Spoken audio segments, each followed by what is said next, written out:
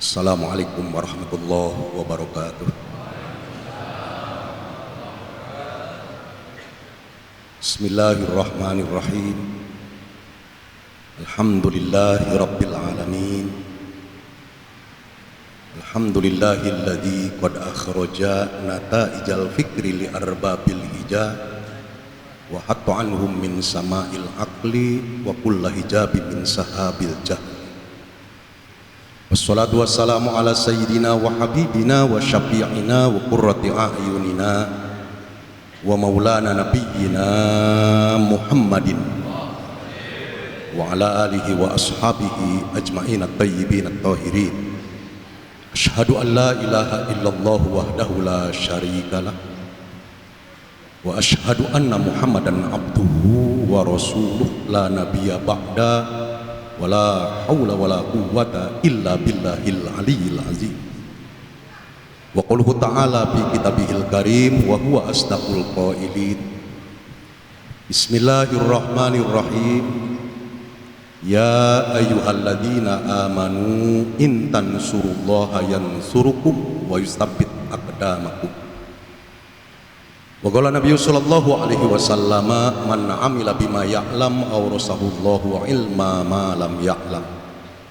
Shadaqallahul adzim wa shadaqan nabiyuna Muhammadin sallallahu alaihi wasallam wa balagha da'wah wa adal amanah wa nasahal ummah wa jahada fi sabilillah wa nahnu ala dzalika minasyahidin wasyakirin walhamdulillahi rabbil alamin.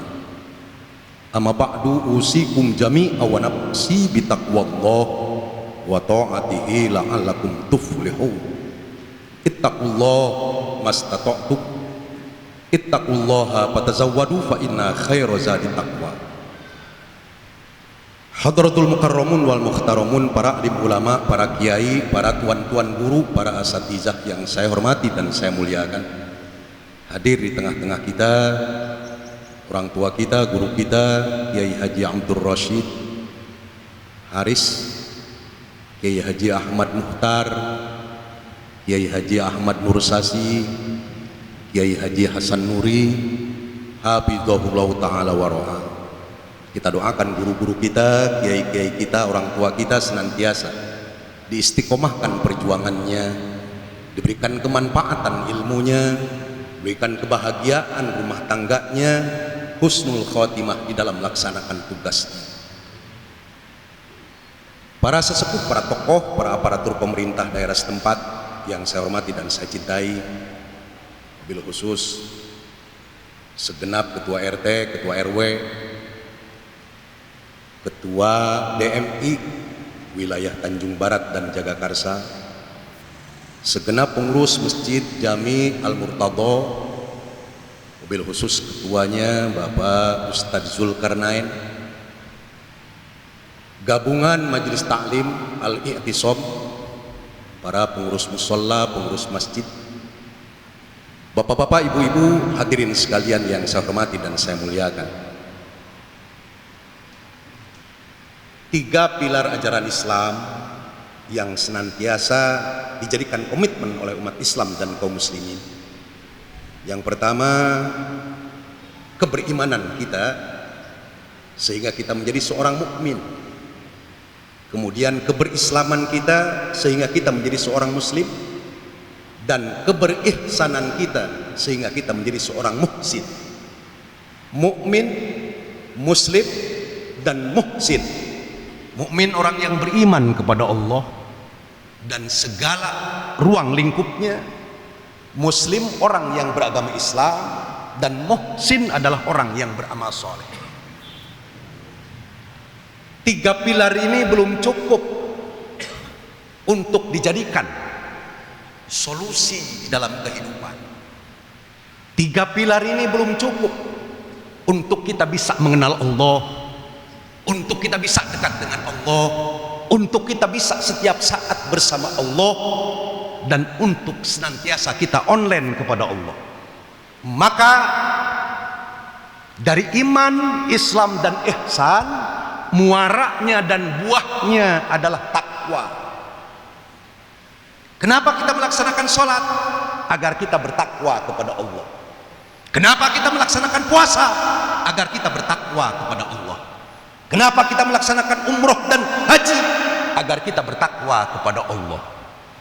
Kenapa kita menuntut ilmu? Agar kita bertakwa kepada Allah. Kenapa kita berjihad, beramar ma'ruf, bernahi munkar? Agar kita bertakwa kepada Allah. Kenapa kita bersilaturahim, bersedekah, berinfak? Semata-mata agar kita bertakwa kepada Allah. Oleh sebab itu, orang yang beriman belum tentu bertakwa. Orang yang berislam belum tentu bertakwa. Orang yang berihsan belum tentu bertakwa. Tapi orang yang bertakwa pasti dia beriman, pasti dia berislam, dan pasti dia berihsan. Sekali lagi saya garis bawahi, orang yang beriman belum tentu bertakwa. Orang yang berislam belum tentu bertakwa. Orang yang berihsan belum tentu bertakwa. Tapi orang yang bertakwa pasti dia beriman. Orang yang bertakwa pasti dia berislam. Dan orang yang bertakwa pasti dia ihsan. Contohnya seperti apa? Indonesia gudangnya orang mukmin. 87% Indonesia diisi oleh orang-orang yang mengaku mukmin. Indonesia gudangnya orang muslim. 87%. Statistik kita menyatakan Indonesia adalah mayoritas muslim. Tapi kenapa orang mukmin mau korupsi? Karena dia tidak takwa. Kalau dia takwa tidak akan korupsi. Kenapa orang mukmin dan orang muslim berjudi?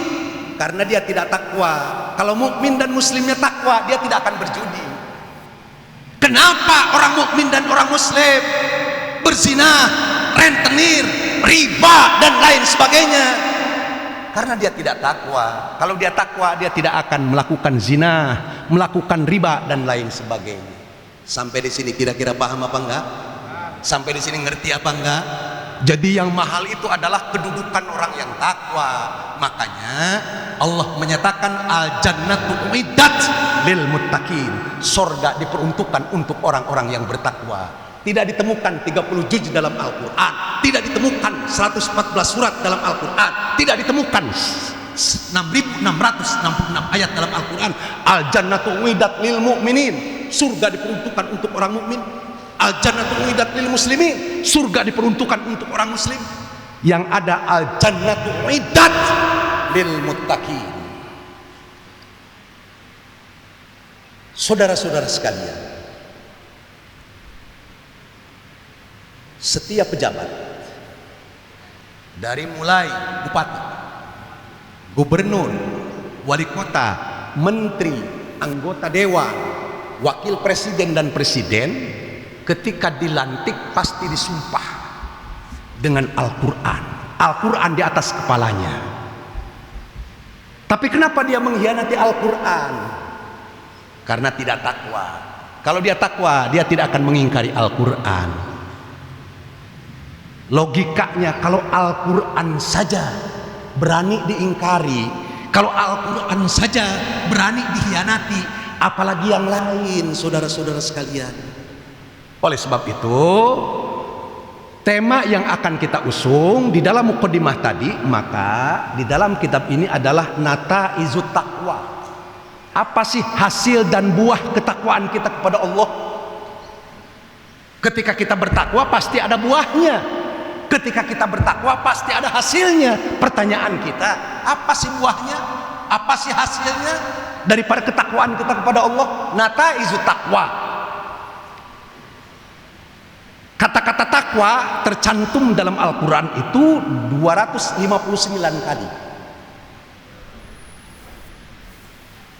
Oleh sebab itu, buah yang pertama ketika kita bertakwa kepada Allah, hasil dari ketakwaan kita kepada Allah yang pertama adalah ar-rahmah. Orang yang bertakwa akan mendapatkan rahmat dari Allah Subhanahu wa ta'ala. Kita berangkat dari rumah, melaksanakan sholat subuh berjamaah, bersilaturahim, duduk bersimpuh di rumahnya Allah, di Masjid Al-Murtada, semata-mata karena rahmat dari Allah. Jika hari ini Allah tidak menurunkan rahmat kepada kita, belum tentu kita bisa berangkat ke masjid. Jika Allah hari ini tidak menurunkan rahmat kepada kita, belum tentu kita bisa menunaikan sholat berjamaah. Jika Allah hari ini tidak menurunkan rahmat kepada kita, belum tentu kita bisa ikut membaca tahlil, tahmid, arwah. Jika Allah tidak menurunkan rahmat kepada kita hari ini, belum tentu kita bisa mendengarkan thalabul ilmi hari ini, saudara-saudara sekalian. Oleh sebab itu, hasil dari ketakwaan seseorang yang pertama, ar-rahmah, akan mendapatkan rahmat dari Allah. Kita putar sejarah sedikit. Para pendiri bangsa kita, founding father kita, Bung Karno, Bung Hatta, Kiai Haji Agus Salim, Kiai Haji Abdul Wahid Hasib, Muhammad Yamin, dan lain sebagainya, ketika merumuskan preambul pembukaan Undang-Undang Dasar 1945, maka di alinea yang kedua disebutkan atas berkat rahmat Allah. Artinya apa? Kalimat spiritual, kalimat supranatural. Tanpa berkat rahmat Allah, mustahil Indonesia merdeka. Tanpa berkat rahmat Allah, mustahil Indonesia terbebas dari penjajahan Portugis, mustahil Indonesia terbebas dari penjajahan Belanda, Jepang. Kenapa? Karena logika dan akal tidak sanggup dan tidak sampai. Bambu runcing melawan tank baja, celurit melawan bom atom, golok melawan senjata otomatis. Logika kita mustahil Indonesia merdeka dari Belanda, dari Portugis, dan dari Jepang. Tapi karena rahmat Allah, di luar nalar, di luar dugaan, kehebatan Jepang, kehebatan Belanda, kehebatan Portugis dikalahkan oleh bambu runcing, dikalahkan oleh golok, dikalahkan oleh belati, dikalahkan oleh kayu dan lain sebagainya. Jadi nggak usah takut, nggak usah ragu. Takwa kita bereskan dulu. Baik takwa individual, maka akan melahirkan takwa sosial. Ketika takwa sosial, maka bangsa dan negara akan menjadi bangsa yang bertakwa, saudara-saudara sekalian. Yang kedua, buah dari ketakwaan seseorang itu yang kedua akan mendapatkan al-furqan. Orang yang bertakwa, alam pikirannya dia akan selalu online kepada Allah. Diputuhkan oleh Allah, diberitahu sesuatu yang sudah terjadi, yang sedang terjadi, dan yang akan terjadi. Ruhaninya hidup, futuh. Dunia berada dalam genggaman tangan kirinya, karena dia sudah mendapatkan furqan. Maka kaliber ulama-ulama Nusantara kita bukan hanya bersifat nasional, bukan hanya bersifat regional. Ulama-ulama kita mendapatkan furqan dari Allah, sehingga mereka mancanegara. Siapa yang tidak kenal Syekh Ahmad Khatib Al-Minangkabawi, mufti di Masjidil Haram, pemangku pemutus hukum, mufti mazhab Imam Syafi'i, sekaligus imam tetap di Masjidil Haram. Siapa yang tidak kenal Syekh Ahmad Khatib Al-Minangkabawi? Beliau orang Indonesia, asli Padang, menjadi mufti pada zamannya di Masjidil Haram. Murid-muridnya mancanegara, dari Yaman, dari Sudan, dari Mesir, dari Saudi, dan lain sebagainya. Siapa yang tidak kenal Syekh Muhammad Nawawi Al-Bantani, orang Banten? Karya-karyanya 130 lebih dipelajari di pondok-pondok pesantren, di kampus-kampus di Timur Tengah, dan lain sebagainya. Syekh Muhammad Nawawi Al-Bantani mendapatkan julukan Sayyidul Ulama'il Hijaz, tuan gurunya orang-orang Hijaz. Muridnya dari Maroko, dari Mesir, dari Sudan, dari Yaman, dari Syria, dan lain sebagainya. Siapa yang tidak kenal Syekh Muhammad Nawawi Al-Bantani? Orang Indonesia. Ada Syekh Junaid Al-Batawi, mufti di Masjidil Haram. Syekh Mujtaba Al-Batawi, Syekh Abdul Wahab Al-Bubisi, Syekh Arsyad Al-Banjari, Syekh Ahmad Khotib As-Sambasi, Syekh Mahfud At-Termasi, orang-orang Indonesia yang mancanegara menjadi mufti di Masjidil Haram. Saudara-saudara sekalian, kenapa? Karena mereka mendapatkan kebutuhan dari Allah, mendapatkan furqan dari Allah, mampu membedakan mana yang hak, mana yang batil, mana yang intan, mana yang perunggu, mana yang berlian, mana yang besi tua. Mereka mampu membedakan mana kawan, mana lawan, mana saudara, mana musuh, mana yang harus dipilih, mana yang nggak boleh dipilih. Mendapatkan furqan, cahaya pikirannya menjulang ke langit, nancep ke bumi. Cahaya ruhaninya tembus ke arsy-Nya Allah. Cahaya ruhaninya nancep ke bumi sampai ke dasar bumi. Kenapa? Mendapatkan furqan. Hari ini wala talbisul haqqa bil batil. Kita seringkali mencampurkan antara yang hak dengan yang batil, sehingga alam pikiran kita gelap, ruhani kita gelap, sering terputus kita kepada Allah Subhanahu wa ta'ala dengan dimensi yang karena kita kurang bertakwa kepada Allah. Ngaku beriman, kita masih sering menggibah. Ngaku berislam, kita sering riba. Ngaku beriman dan berislam, tapi kita sering judi, sering zina, sering rentenir dan lain sebagainya. Takwa kita hilang. Saya punya guru ruhani saya, guru ma'rifat saya. Ketika saya belajar, diberikan oleh Allah ruhaninya hidup, mengetahui sesuatu yang akan terjadi. Datang tamu, bertamu ke saya punya guru. Begitu selesai bertamu suami istri, kata guru saya, nanti pulangnya jam 2 saja ya. Allah memberikan hatif, Allah memberikan khobar kepada si tamu supaya pulangnya nanti jam 2 siang saja, karena dia bertamu dari jam 8. Kata suami istri, suaminya insinyur, istrinya dokter, mempertuhankan logika dan akalnya. Kalau tidak masuk akal nggak diterima, kalau tidak masuk logika nggak diterima.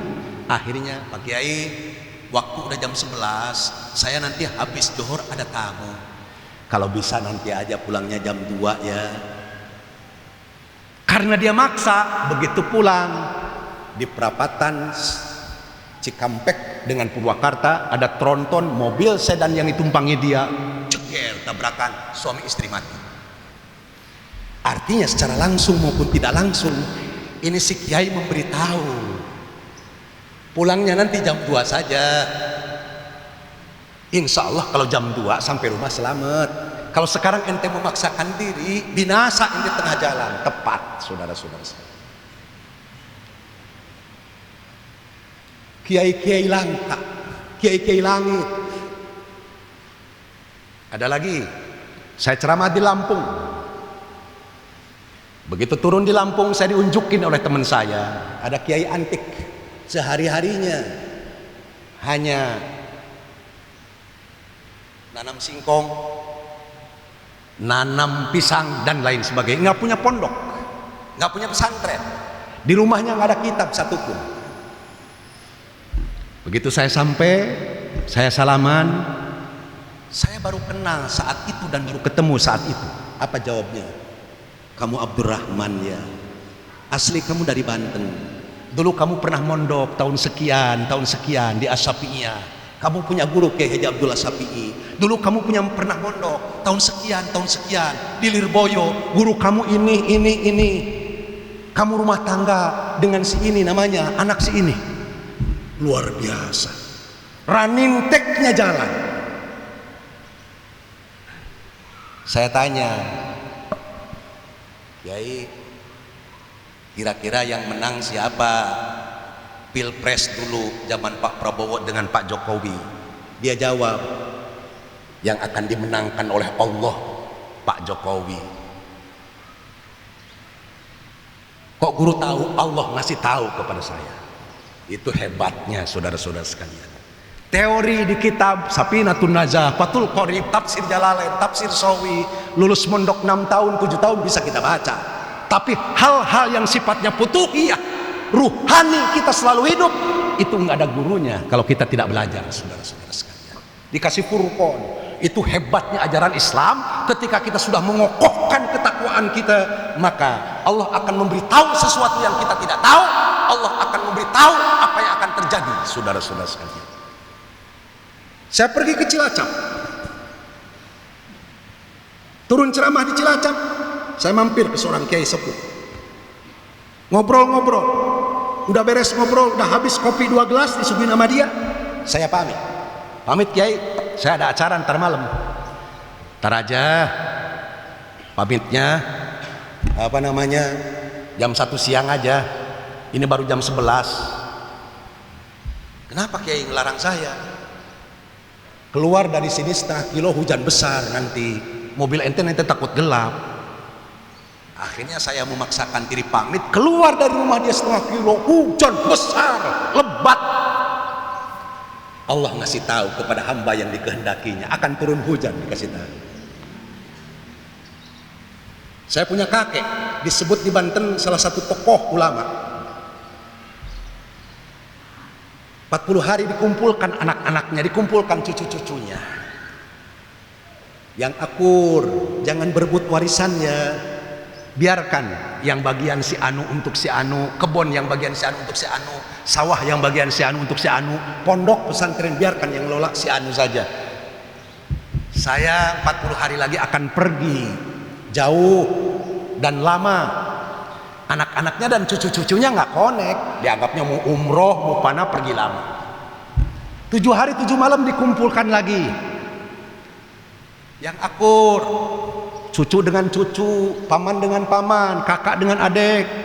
Yang akur ya, kakek akan pergi jauh 7 hari lagi, dan mungkin lama kembalinya berjumpa dengan kalian. 1 hari 1 malam lagi dikumpulin lagi anak cucunya, kita hadir juga ngikut. Yang akur, kakek nanti jam 7 habis sholat duha akan pergi jauh menghadap kepada Sang Khalik. Begitu beres sholat duha jam 7 meninggal. Luar biasa. Allah kalau kehendaki hamba-hamba Allah, inna rahmatallahi ala kulli syai', sesungguhnya rahmat Allah meliputi atas segala sesuatu.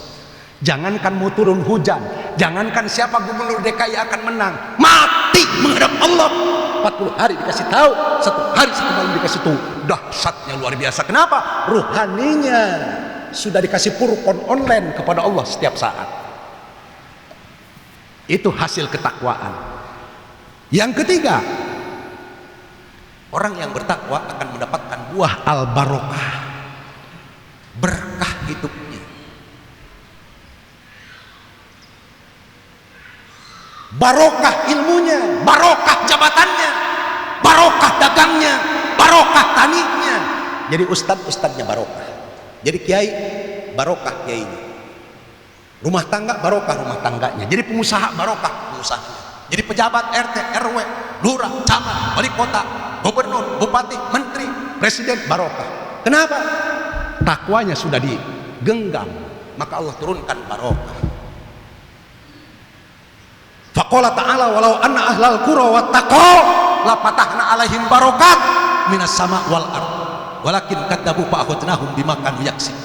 Lau harfu syartin aw min adati syartin fatahna bi'lul madi mabniun alal fath.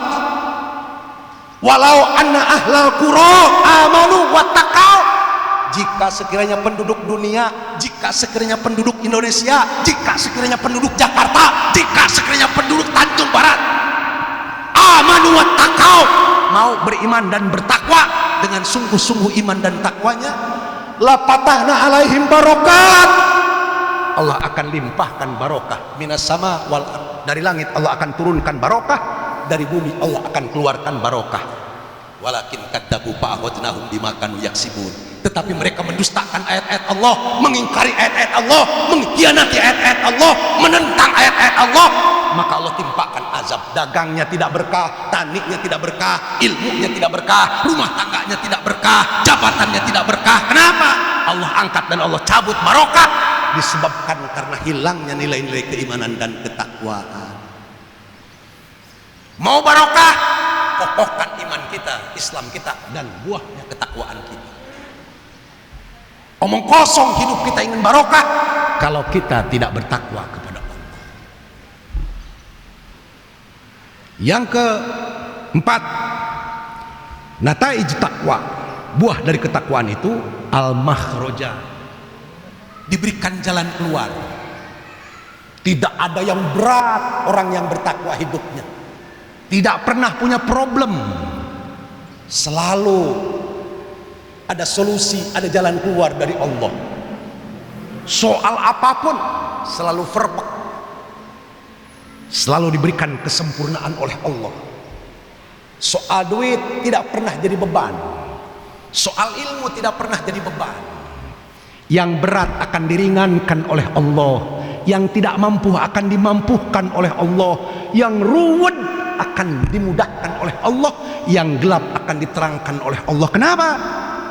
Al-makhroja, diberikan solusi, jalan keluar apapun, saudara-saudara sekalian. Luar biasa, nggak ada yang berat, nggak pernah punya polusi orang yang solusi, nggak pernah punya problem orang yang bertakwa. Kalau kita kan selama ini orang tua kita dulu filsafat hidupnya kendi, tahu kendi? Tahu kendi? Filsafat hidup orang tua kita, kakek kita dulu kendi. Kendi itu filsafatnya luarnya dingin, dalamnya dingin. Kalau kita sekarang filsafat hidup kita termos. Tahu termos? Luarnya dingin, dalamnya panas. Maksudnya apa, Kiai? Maksudnya orang tua kita dulu filsafatnya kendi, luarnya dingin, dalamnya dingin, airnya. Punya mobil nggak punya utang, punya rumah nggak punya utang, naik haji nggak punya utang. Kendi. Kalau kita sekarang termos, wah gagah nih Avanza 5 tahun Kiai. Termos. Gagah motornya NMAX 5 tahun Kiai, termos. Makanya saya filsafat saya hidup kendi, nggak pernah punya utang. Kalau punya mobil saya harus cash, mau punya motor cash. Kalau nggak punya cash saya nggak mampu, nggak bisa. Saya nggak punya gaji bulanan, nggak punya gaji harian, nggak punya gaji mingguan. Karyawan Allah itu nggak punya gaji harian, nggak punya gaji mingguan. Tapi ketika kita butuh, Allah akan turunkan. Barokah diberikan oleh Allah. Dulu zaman saya mondok barokah banget. Zaman kita mondok dulu di Asapia atau di Lirboyo, nggak pernah nanti kalau lulus pondok akan jadi anu, akan jadi bupati, akan jadi anu, enggak tuh. Ketika kita mondok bagaimana hafal Alfiah, bagaimana ngerti Johar Maknun, bagaimana paham apa namanya Imriti, Yakulu, Sorob, nggak ada tuh.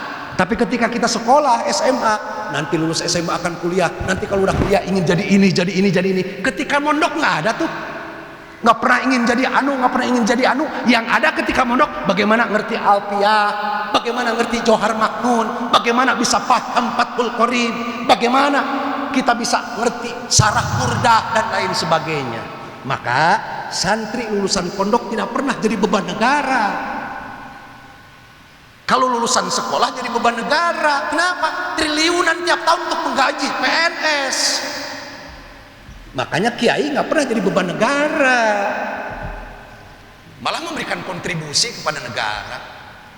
Makanya kalau mau jadi santri, pondokin anak kita, gitu saudara-saudara sekalian. Dulu zaman kita di Lirboyo, Ustaz Hasan, duit dikasih 2.000 sebulan, lebih 300 perak sebulan tuh masih ada sisa. Sekarang kita ceramah di Tangerang, dapat amplop 5 juta pulang, kasih ke istri, belanja anu-anu, sekian menit habis. Namanya doang juta. Kenapa? Allah sudah cabut barokah dari duit. Betul nggak nih? Betul nggak? Kenapa? Karena udah lama terkikis, keberkahan diambil, dicabut oleh Allah, sabab kita hilangnya nilai-nilai ketakwaan di tengah-tengah kehidupan. Kalau orang beriman Indonesia gudangnya mengaku mukmin, orang muslim Indonesia jagonya. Tapi ketika bicara takwa, berapa persen yang takwa di Indonesia? Maka setiap hari Jumat khatib yang ada di mimbar selalu menyerukan usikum wa nafsi bitaqwallah ya ayyuhalladzina amanu taqullah. Kenapa? Yang mahal menjadi orang takwa, bukan menjadi orang mukmin. Bersahadat cukup jadi orang mukmin. Yang judi juga banyak mukmin, yang korupsi juga banyak muslim. Kenapa dia judi? Kenapa dia korupsi? Karena takwanya nggak ada. Maka pulang dari sini nambah ilmu, nambah properti intelektual. Oh iya, gua besok tidak akan kredit motor. Menjadi orang yang bertakwa, tidak akan mati kalau gua tidak berurusan dengan riba. Karena gua ingin menjadi orang yang bertakwa. Besok saya tidak akan menggibah. Besok saya tidak akan korupsi. Karena saya harus menjadi orang yang bertakwa. Baru komitmen kita tuh. Kalau setiap individu bertakwa, maka kesolehan, ketakwaan akan memancar kepada kesalehan dan ketakwaan sosial. Setiap individu bertakwa, maka bangsa dan negara akan takwa. Individu dia tidak bertakwa, bangsa dan negara tidak akan bertakwa. Mafhumnya apa? Aqimud daulatal iman fi qulubikum satakum fi biladikum. Tanamkan keimanan dan ketakwaan di hatimu, niscaya negerimu akan bertakwa dan beriman. Dikit lagi, Al-Makhraja 1 Ar-Rahmah, 2 Al-Furqan, 3 Al-Barokah, 4 Al-Makhraja. Nah, buah dari ketakwaan yang terakhir 5 saja. Yang terakhir adalah Al-Yusra, diberikan kemudahan oleh Allah. Diberikan kemudahan. Oleh sebab itu, mari kita sama-sama untuk memperkokoh ketakwaan kita, memperkuat ketakwaan kita, mengamalkan. Kenapa saya sholat? Oh, saya agar menjadi orang yang takwa. Kenapa saya silaturahim? Agar menjadi orang yang takwa. Kenapa saya bersodakoh? Agar menjadi orang yang takwa. Kalau sudah takwa, maka buahnya yang tadi. Minimal 5 mendapatkan buah tadi, saudara-saudara sekalian. Ya, waktunya sudah hampir jam 7. Mudah-mudahan ada manfaatnya. Mudah-mudahan bisa kita menambah pembendaharaan keilmuan, pembendaharaan intelektual. Oh, kiai nggak masuk akal, dia mengerti tentang mau mati menghadap Allah. Bukan nggak masuk akal, akal kita terlalu kecil untuk memaknai kekuasaan Allah yang besar. Al-Quran nggak masuk akal, ini ayat ini bukan nggak masuk akal. Akal kita terlalu kecil untuk mendalami ayat Al-Quran. Begitu saudara-saudara sekalian. Jangankan untuk mengetahui mati aja. Sayyidina Umar lagi di Madinah, lagi musyawarah dengan sahabat-sahabatnya ketika jadi khalifah. Di Maroko udah diutus 2 bulan yang lalu bertempur peperangan. Ternyata pasukan muslim terdesak. Sayyidina Umar lagi begini, tiba-tiba minggir ke hutan, minggir ke tepi gunung, minggir ke tepi gunung. Kaget jamaah-jamaah sahabatnya. Ini Sayyidina Umar kenapa ini? Lagi rapat kok tiba-tiba teriak-teriak, minggir ke tepi gunung. Kenapa? Layarnya running tag diperlihatkan oleh Allah kepada Sayyidina Umar. Tuh, muslimin yang sedang bertempur tersisih. Kira-kira di Tanjung Barat ada yang begitu enggak ya? Ini ustadznya kayaknya doyan Indomie sih. Jadi nggak nyampe-nyampe. Jangankan duit yang halal, subhat masih dia dipakai. Jadi nggak akan online, nggak akan tadi itu Furqan. Yang harusnya jadi musuh jadi teman, yang harusnya jadi lawan jadi kawan, yang harusnya nggak boleh dipilih. Kenapa? Dibutakan oleh Allah. Terlalu banyak Indomie. Saya udah hampir 30 tahun nggak pernah makan Indomie karena guru saya melarang makan Indomie. Nggak tahu sebabnya, ngikut aja dah. Kata guru saya nggak boleh makan Indomie, Sarimi dan sejenisnya. Udah 30 tahun saya nggak makan Indomie. Nggak nanya kenapa guru? Enggak. Gitu. Ya, kita bacakan suratul Fatihah. Mudah-mudahan apa yang saya sampaikan tadi ada manfaat, barokah, dan kita pulang dari sini semakin kuat keimanan kita, semakin kuat keislaman kita, dan semakin kita bisa mengamalkan ketakwaan kita. Yang tadinya malas bertambah menjadi rajin. Yang tadinya pelit bertambah makin dermawan. Yang tadinya sombong makin tawadu. Kenapa? Karena terlihat percikan dari ketakwaannya. Nggak nyangka si Anu tadinya sombong banget, kok sekarang jadi tawadu. Takwanya menghiasi dirinya. Dulu si Anu pelit banget, jangankan duitnya, dosanya diminta nggak boleh. Sekarang kok jadi dermawan. Percikan ketakwaannya ada perubahan sikap, perubahan perilaku, perubahan attitude, dan perubahan intelektual. Kita bacakan suratul Fatihah untuk diri kita, keluarga kita, saudara-saudara kita, orang tua kita, guru-guru kita, para pewakif Masjid Jami Al-Murtadha, sehingga mereka di alamnya, di alam barzahnya senantiasa selalu diberikan kebahagiaan oleh Allah Subhanahu wa taala. Ala hadhihi niyah wa likulli niyatin shalihah wa ila hadratin nabi. Al-Fatihah. A'udzu billahi minasyaitonir rajim. Bismillahirrahmanirrahim. Alhamdulillahi rabbil alamin arrahmanir rahim maliki yaumiddin. Iyyaka na'budu wa iyyaka nasta'in ihdinas siratal mustaqim. Siratal ladzina an'amta 'alaihim ghairil maghdubi 'alaihim waladdallin. Amin. Jawab yang kompak. Siap memperkokoh keimanan kita. Siap memperkokoh keimanan kita. Siap memperkokoh keislaman kita. Siap memperkokoh keihsanan kita. Siap kita untuk menjadi orang yang bertakwa. Siap kita untuk menjadi orang yang bertakwa. Takbir. Hadanallahu wa iyyakum ajmain. Wallahul muwaffiq ila aqwamit thoriq. Wassalamualaikum warahmatullahi wabarakatuh.